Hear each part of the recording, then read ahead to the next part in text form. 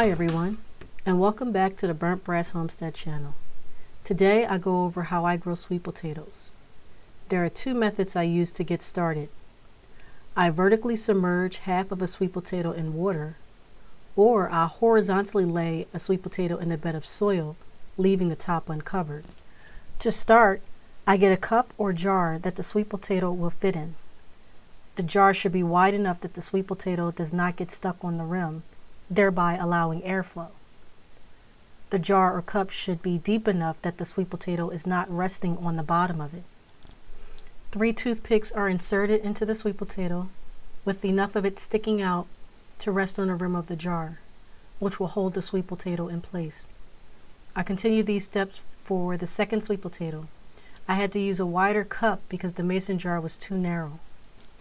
I add enough water to submerge the bottom half of the sweet potato, but not so much that it overflows. Try to keep the water below the toothpick piercings to avoid rot.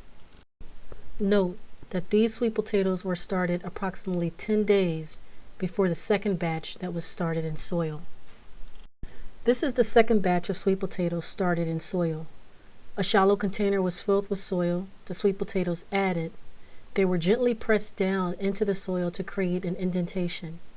More soil was added to ensure at least half of the sweet potatoes were covered. Finally, water was added, and that was it. Here we see that the roots are developing on the sweet potatoes that were started in water approximately 2 weeks ago. Not too long after planting the sweet potatoes in soil, I went on an 8-day trip. So I have no footage of the progress that went on between that time. But this is what I've captured about 2 days after getting back. As you can see, the sweet potatoes that were placed in soil grew much better or faster than that in water. Granted, those placed in soil were also being warmed by a heating pad. Sweet potatoes love warm soil. That could be the primary reason why those placed in soil did much better than those placed in water. The heating pad is not necessary. I have grown sweet potatoes in the past without it. A student of mine saw it on sale and bought it. They thought I might have a use for it, and they were right. So I thank you again, and as you can see, I am still using it. Once the sweet potato develops roots, it can be planted. However, I'll wait for the slips to develop on the sweet potato, then allow them to grow at least 6 to 8 inches before I snap them off and place in water. When snapping the slips off, you want to get as close as possible to where the slips are growing out of the sweet potato. Depending on where the slips are growing, it might already have roots.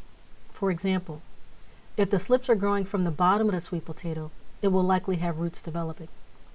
However, I try to make sure I am only pulling the roots that are attached to the slip and not those that are entangled with the base of the sweet potato.